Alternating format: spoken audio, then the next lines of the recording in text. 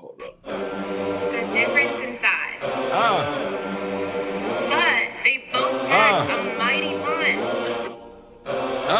let's fucking go! Hello, everybody, and welcome back to another BDE podcast. My name is Stephen Hawley, and I'm here in the studio with the main man who balls so hard he always orders that fish fillet. Sheldon Walker. Sheldon, my friend. What am I even talking to you for? Steven, Chad, what's going on, buddy? How you doing, bud? It's good to see you, my friend. Listen, we're gonna do a little foreshadowing here. You kick some ass this week in your pick'ems, my friend. I'm not gonna say any more than that. We're gonna leave it to Wednesday, but I gotta give you credit when credit's due. You impressed, nonetheless. We'll unfold that chair when it comes time to it on Wednesday. But I just want to appreciate it, my man. But yes. Hey, it's good to see you again. I hope you had an amazing Thanksgiving. I did. You too. A great time with the family. Look, football weekend everywhere. It's been a great weekend. It's so fun. It has been, and that's why we had to have a little episode because it's been absolute haywire since I last seen you. And that was only 3 days ago. 4 days ago, 3 days ago, 4 days ago, 4 days ago. So Thanksgiving. Like a few days ago, and we're gonna get better at this on staying on top of these topics because there's some juicy ones, and I think it's only gonna get juicier in the coming weeks and months. And really quick, we didn't talk about this at all. This is completely off topic here, but it's funny because our podcast started around the Olympics. There's another one coming right around the corner come February. do we really want to do this to these people? I'm just saying we're here. We're back. So lock it in, ladies and gentlemen. We got some fun stuff. But let's dive into this really quick. I'm actually looking forward to payments from the Olympic Committee for our promotion. To not say anything. Fair enough. Listen, let's hop right into it. Let's have a BDE moment of the week. We haven't had one of these in a while. It's been kind of quiet, I would say. But this one here struck me, and I was like, this has to be a BDE moment. Okay? I've got some friends that are Ohio State fans. They're going to love this. Not really. They're going to be pissed. And that's you're probably going to love it. That's why we're here. So Harbaugh got his dub finally against the Buckeyes this week. And not only did he win, he dominated. And Harbaugh ended his press conference on Saturday by saying this. He said, what's the old saying about people born on third base thinking they hit a triple? Referring to Ryan Day, basically saying Ryan Day was born on third base. He was basically given this stature of a team, right? Well, I've had to earn my triple. Like just a little kick there at the end after I've already whooped this man's ass, right? You ended on that, and that's all. He said this? He said this. I mean, look, hey, don't get me wrong. Harbaugh is a maniac. Crazy. So nothing that the Harbaugh family is just psychotic. Yeah, they're nuts. They're crazy. They're crazy dudes. They say what they're feeling. I love it. I absolutely love it. I'm here for it. I've heard that before. I've heard that reference used before, and I've heard some crazy things that have come out of Jim Harbaugh's mouth. Like he told his players not to eat chicken because that's a terrified bird. That's a real thing. I love that. I'm not even half kidding you. I love that. I love that. The fact that he said that, the fact that he said some people are sitting on third base because they think they hit a triple, when knowing good and well Ryan Day got literally handed him the best team, the best. I mean, like what recruits, all of it. There. Yeah, he was so good. I love it. Obviously, a national championship. Just the underhanded, uppercut right into the sternum. Because, if it wasn't bad, Michigan was bad when Harbaugh got there. Bad, and they've been struggling. And Harbaugh was good at Stanford. When he coached there, he took that team to 3 straight bowl games, and they hadn't been in a hot minute. That's funny, and I'm a college football guy. You know that. That's good stuff. It's good stuff. Listen, we've got a little story time before we get into the juicy stuff today. I went to the Jags game today, little Dirty Birds versus Jags action, and I'm walking in just a basic, just lower tier level entrance, right? Like behind the Bud Light zone or the Bud zone. That's where I went in. A normal gate. Like there's literally nothing special about this gate. And then we're walking up the ramp, and I was like, I go to walk on the ramp. There's like a little mob in front of me, and they're all stopped, but there's nothing in front of them. So I'm like, what are we stopping for, right? So I kind of hit my little. I'm waiting behind these people. So I hit the little roundabout, right? I hit around the mob of people there, and I look back, and I see this chick. And when you see like a famous person, you can kind of just tell, right? They have a stature about them, right? You just kind of know, like there's something important about that person. I thought at first, this lady was giving the people a tour, right? Just how they stopped. That's what I thought. and then I looked and I was like, there's no shot this lady is giving these people a tour, right? Then I look at the details, right? She's got a little number on her shirt, a number on her purse, right? A number referencing a player on the field. But not like a shirt bought at the store, right? Like a nice, like kind of customized, like Gucci type clean shirt with the number 16 on it. Then I realized who this stature. It's T. Lawrence's wife. It's Mrs. Lawrence. Just walking in the normal area. Yeah, it was, bro. I had to take at least 7 or 8 looks because I looked. I was like, yeah, that's her. And then I was like, there's no shot that's her. Like, why would she be walking like up this ramp? Like, shouldn't she be like with Trevor? Or like in a press box. She looked pissed. For the players' wives, right? I mean, there's got to be somewhere that they go. Crazy, dude, crazy. She just went into like a typical like press, like the skybox, like nothing special. Like I went in that room during our preseason game where she went into. Again, she was with a mob of people. Maybe she was dropping them off, and then you go to her seat. Maybe I don't know. And again, people aren't tackling Trevor Lawrence's wife to take pictures with her, right? I mean. Like, it's not like she's it just seemed a little weird to me. It was cool. I was like, should I ask for a photo? What do I do here? Like, what? Right. What's going on? So and then I looked like a weird. Famous, right? But enough famous where you have to ask yourself the question. Yeah, right? Like, I looked at her, and I kept staring at her to, like, kind of confirm what I was thinking, and I think she looked at me and was like, what the fuck are you looking at? Like, you know what I'm trying to figure out. Just give me the nod, all right, so we can move on with this. Acknowledge me for knowing who I think just you give are. me, just like, and then give me the deuces like, as you go up a ramp yeah, that I can't go on. Yeah, like, I'll keep going. It's fine. Like, I'm not trying to make this weird, but I definitely made it weird. That was kind of cool. I thought that was kind of... Yeah, it was a little How fun was the story. game, by the way? How'd that turn out? It's great. My Falcons won, and I won money. I had bet one of the guys we went to was a Jags fan, so all in all, great day. Kyle Pitts sucked, but it was fun. It was a good time. Not quite the answer I was expecting from you, but okay, let's move on. You're born in Jacksonville. Yeah, listen, I had the Braves gear on. I know you have the Braves hey, thing. I started the chop. I was yelling chop pun. pun. We've talked about the Braves thing. We've talked about how you became a Braves fan, but you are from Jacksonville. Listen, I go for the Jags anytime they're not playing for the Falcons. All right, playing against the Falcons. Moving on. This has already happened. Well, no, this happened like just yesterday or today. Was it today? It was today. I think it was today. Today. It was a yesterday rumor. It was a hardcore today. Yes. Here's where we're at. Florida gets a new coach very quickly. Very quickly. Look, we have another segment with another coach that's going to happen here in a little bit. Billy Napier.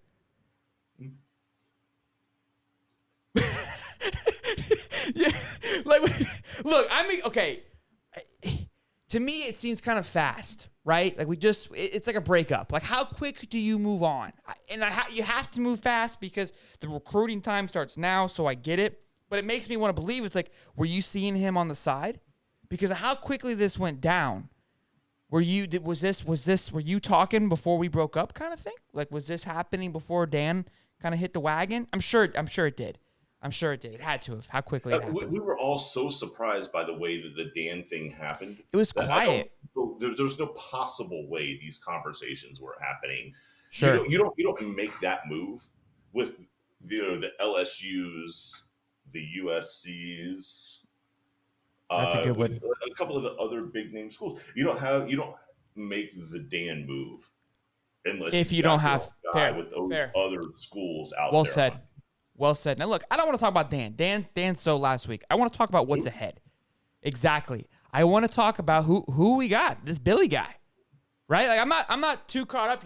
I'm sure you know a little bit more than me. So I had to do some digging, do some research, to figure out what's going on with this guy. Okay. Look, this Go kid This kid has worked for This is a grown man, every Steven. big name that you ever want somebody to work for. He's worked for Saban. He's worked for Dabo. Okay. I mean, in the last 3 years, this guy has turned down, from what we can tell, because some of these schools will never be honest about what their school searches are with head coaches. But from what we can gather, Billy Napier has turned down offers from Auburn, Mississippi State, South Carolina, and Baylor in just the last 3 years. The guy said no. And he's worked for Saban, he's worked for Dabo. And Dabo and Saban obviously worked for one another. It seems like he knows so much about college football from the gods. His guidance. Yeah. So here I like hearing that. I like that he's turned down 3. And here's why. For someone like my personality, I'm always like, I want to hit the next challenge, whether I'm ready or not. Right? Like I want more. And it's almost like he's like, look, I'm going to make sure when I say yes, I'm prepared and I'm ready. And somebody like that with mentality is stupid dangerous.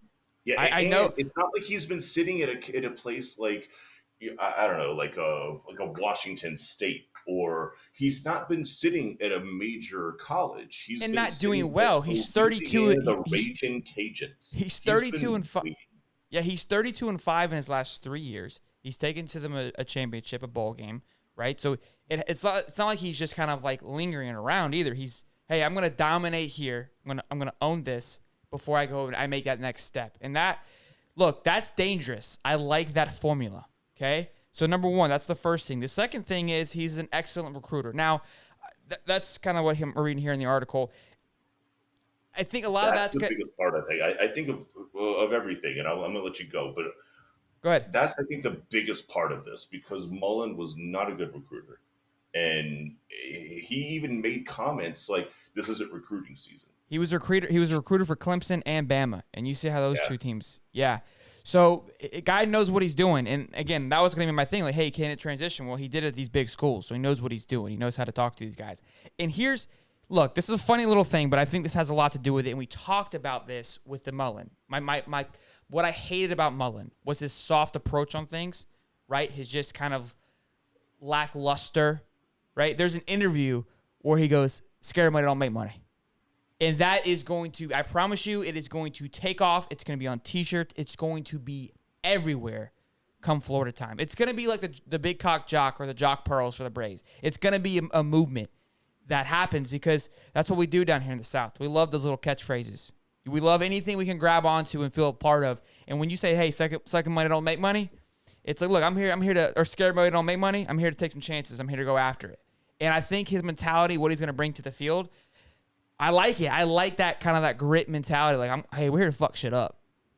Now, on the other side of the spectrum, and here's one of the things that I will say that Florida needs to be a little bit concerned about, is this is now your 4th coach in, what, 7 years? Yeah, I was going to say 10 just to be safe. Yeah. Because we've had, it's been McElwain. You had Dan. And then now you had this guy. And look, Florida football does not have patience. That's what I'm concerned about. We say this all the time. That's my worry. So look, I think because McElwain was kind of the same way coming in from Colorado. I remember when he came in, this guy was a winner. He was under, I believe he kind of followed along.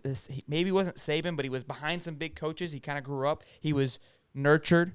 Right? Now, I don't think he had the same winning history in Colorado as Napier does in Louisiana, right? And probably the teams he's played are a little bit different too, right?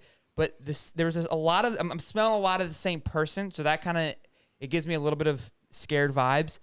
I feel like Muschamp, I don't remember, that was a little bit younger. I don't remember that one too much. I liked his energy. That's about all I remember. Mullen, to me, I felt like that was our Lord and Savior, because he, not only did he have. See, that was the thing. With the Mullen hire, I mean, from what I can gather, Mullen was like your 3rd option, because you went after Chip Kelly, who ended up in UCLA. Yeah. You went after Scott Frost, who was at UCF Nebraska. at the time. Who's in Nebraska, which we'll get to. That's where he played football. So, okay, we get that. And I don't know. There's one more, but I mean, I think you guys ended up with Dan Mullen. And Okay. look, Dan's personality is weird. The Yeah. guy's a He's weird dude. look. We kept saying it. I can't put a fucking pulse on it, but I've been saying it for the last few episodes. And when he was the offensive coordinator under Urban, his wife came out like publicly and said, "I can't stand Gainesville. She didn't want to be there. She hated it there." This is when she was just the offensive coordinator's wife. Yeah. And then when he gets hired as the head coach, she's all of a sudden just kissing everybody. So I have some insider information about Danny. I heard some talks that this could be a complete shot in the dark. But all I'm saying is, don't be surprised if the guy ends up in Jacksonville as a quarterback coach. Oh, I could see that in a heartbeat. Yeah, he's coming. Hey, that in a heartbeat. Dan Mullen and Urban Meyer have been two peas in a pod. Very, very long time. He's going to come up here. He's going to get paid more money, less stress, and get to do what he's good at. Gets to coach young. Be in front of the camera, which I think for Dan Mullen is great for Dan Mullen. Oh yeah, he's that guy's not a camera guy. He's not he doesn't.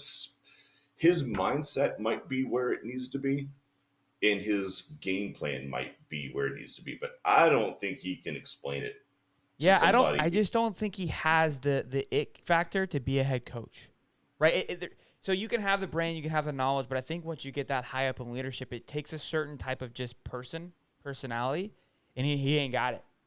He ain't got it. I mean, it worked well in Mississippi State, but sure. I mean, that's not even. You're not even talking about. You're not even the head coach at Ole Miss. You're the head coach at Mississippi State.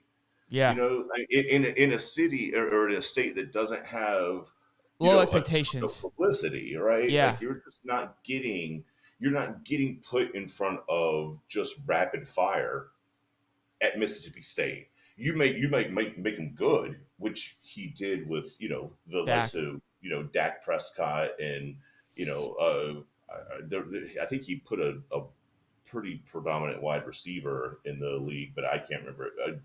But that being said, like you can function well on those platforms. Sure. He got in front of Florida's media, and let's be honest, the media. He was Gainesville, right? He was Gator bait. Yes. Yeah, he did not handle that pressure well. He did not like the spotlight. He is now Gator bait. Sure.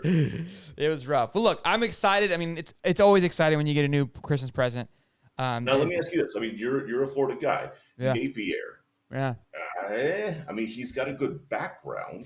He comes from a lineage, but he's never been in front of any type of. That's my concern. That's what I was trying to say with the McElwain. I don't know, right? But again, the expectations.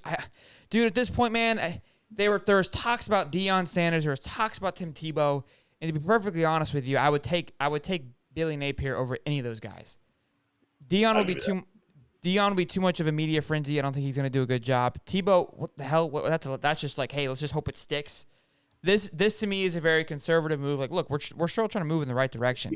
Tebow would probably be the best recruiter in the history. That's why they said he'd be great because of that. So maybe bring him on. I don't know. Find the guy a job. Clearly, everyone's always worried about Tebow working. I don't know, but look. It's hard for me to say I like it. I'm excited about it. It's fresh. It's new. It's a reset. Where we were headed was not a good direction with Dan. This year really I was kind of sold out on Dan. I've been saying it from the beginning of the year, and I even said it in the years previous. I like the guy, but he just didn't give me the vibes that I was hoping for as a head coach, and I'm ready to move on. So. Yeah. Hey, look, congratulations on the new coach. I think Napier, look, he's been vetted so many times by high-level teams, by Division I teams that are in Power 5 conferences. He's said no before, so look, that says a lot. I think he was waiting for the right offer, and I think you guys got it right. It's not a wow hire, it's not a splash hire. No, but I think it's a conservative move. Yep. Yeah, it'll be a good move for the university. You just got to be patient. I'm ready. I'm cool. I'm cool with chilling. I'm cool with building a dynasty. It's gonna take time. I'm a Braves fan. I have patience. Trust me. Listen, something huge here. This is a fun conversation. I texted you to earlier, which kind of sparked this episode here. Is Lincoln Riley to USC? To me, again, you made some solid points, which at first glance I really wasn't thinking about it, and again, you laid it out pretty clearly, and I was like, all those things make sense. I'm still not sold on it. I think long term, big term, 5-year plan. Yes, makes total complete sense, and that's kind of where my mind was not when I first read it, right? I'm thinking short term because that's how college football really is very short term thinking. Like you have to be, right? We don't think 5 years. Unfortunately, which is why the Dan Mullen thing and correct. Here we are again. Correct. Right? Yeah. That's my point. So Riley leaving Oklahoma to go to USC after a 10-2 record, right? They were somewhat dominant. They've been somewhat dominant for the last few years here, right? They've pumped out Baker. Every year he's been there. Yeah, they've pumped out Baker. They pumped out Kyler. That's right. Except this year. So they've been anything but a slouch of a football team. Don't forget Jalen Hurts. I mean, let's be honest. And Hurts. They got Jalen Hurts from Alabama. Yeah, because of like the guy is a god there. Like he's got everything flowing. He what we're talking about has built what you want for a football team. Now, once you get there and you're in the Final Four and losing, that's just part of the game, right? Like that's gonna happen. Trying to win it every year, and even when he won, it's tougher than people realize. Making it to the damn dance is. I don't think we can grasp what Saban's been able to accomplish because he makes it look so easy, but winning is not easy, right? So for what he's done in this span has been incredible. So for him just to pack up and leave like that, like after he's been gaslighting all OU fans. I mean, it's been I'm not going to be the next coach for the LSU. I'm not going anywhere. There has been zero signs that this man was leaving. Last night, he interviewed after the game and said, I'm not going to be the next coach of LSU. We're working on things. We're making things better here. We're working on our culture here. He was right, though. What? Yes. He is not going to be the next coach at LSU. And then today, you leave? That tells me, goes back to the whole Billy Napier. Bro, this has been in the works for a minute. This isn't just pop out. They didn't just call you last night after your interview, and you're like, you know what? Fuck what I said. Yeah, USC did not fire Helton on a win in September.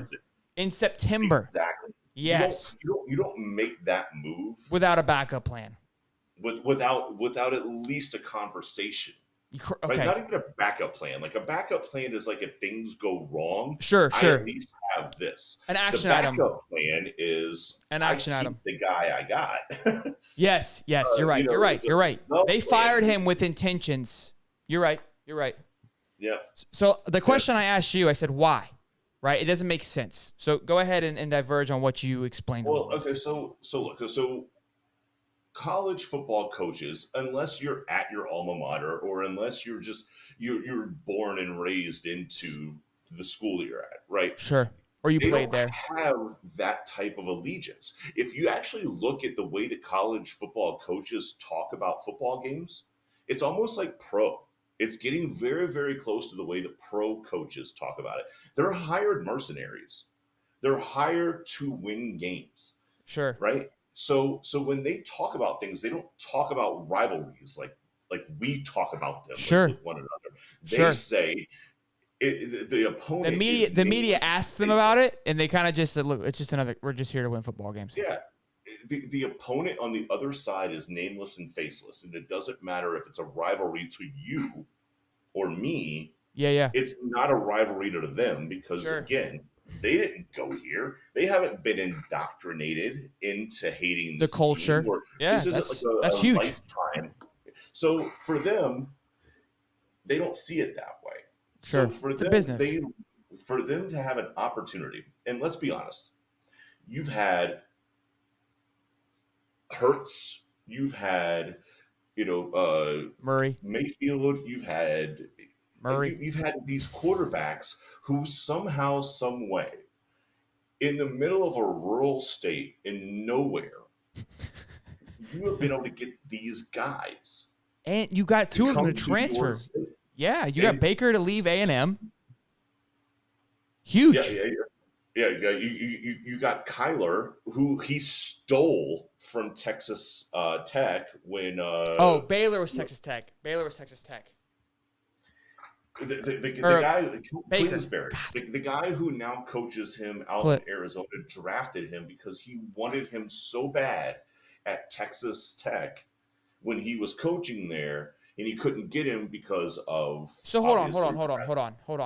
Are you sure you're right? Lincoln stole Baker and Kyler from Texas Tech? Just Kyler. No. Kyler was Kingsbury's dude. But Baker played at Texas Tech too. Wasn't it? Or was it A&M? No, it was Texas. Was it A&M or Texas? It was Texas Tech. I don't know where he came from. He came from Texas Tech.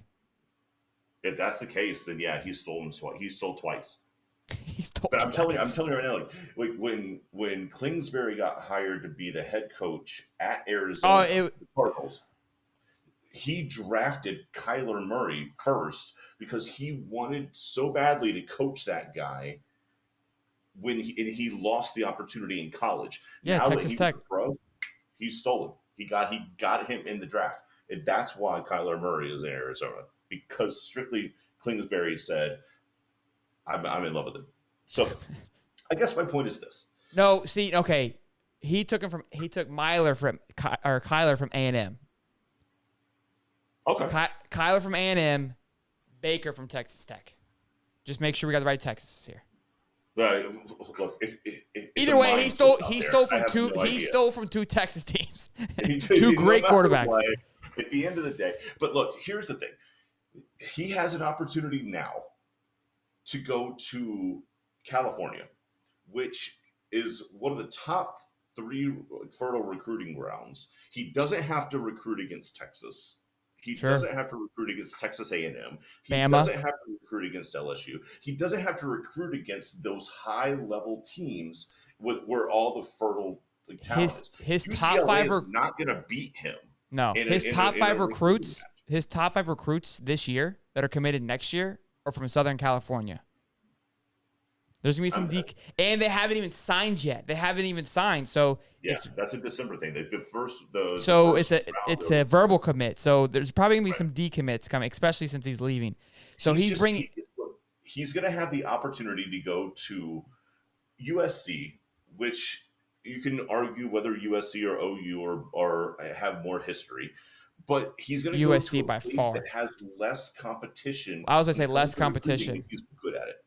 Yeah, he's going to. So I like everything you're saying. He has an opportunity to go to a dumpster fire of a school right now, right? That has incredible history, winning history, and completely rebirth this thing, which is exciting. I think it's going to be kind of cool. I haven't seen USC since I've been in middle school be relevant, really.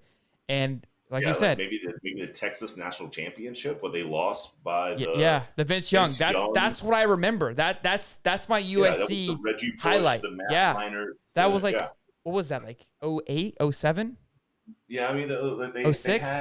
They 06? They had the Matt Barkley days, but that was after that. I mean, but there was a period of time where USC just was Carson Palmer. Dude, they were the Bama. They were the Bama of college football. Yes, 100%. Exactly what they were. I think just year over year, and you just thought they can't do any wrong there. And they had what's his name from Pete in Seattle. Pete Carroll.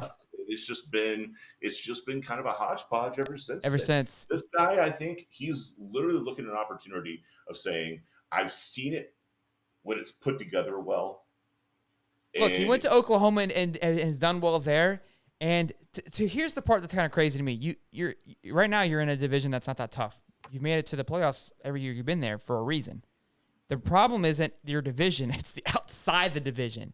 But I think the advantage he gets in USC, like what you just said, is he's not competing as the competition for recruiting is not going to be as intense.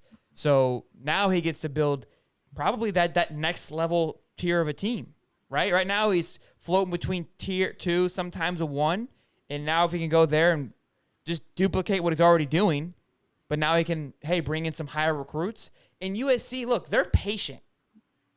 From a UF standpoint, they have patience. So I think they're bought in on this guy, and they've been losing for so long. What do they have to lose? So I think he's going into a great situation. I'm sure he's getting paid guap. I didn't see the contract details. Again, it just kind of seemed a little crazy to me, but also too right now there's some controversial on the OU quarterback situation too. I mean, maybe he feels like, hey, I haven't recruited well. I don't know. It was kind of crazy to me, but now that we've talked about it, you and I, this is my second time going through it. It's really coming together. And again, if you're looking at that 5-year plan, the shit makes sense. The shit makes sense. For him, yeah, absolutely. Yeah. Let's be It's honest. cool. I'm not a huge fan of USC or California, but it's cool to see these schools that were dominant at one point. I'm not a huge fan of OU. Yeah. Are you? You're not? So I don't know if I've pointed that out. I haven't heard you say it. Yeah, that's crazy. Well, speaking of that means that there is a vacuum in college football coaching opportunities. I mean, look, if Helton leaves and you've got Lincoln going to California, that means that there's an OU job, there's an LSU job, there are jobs out there.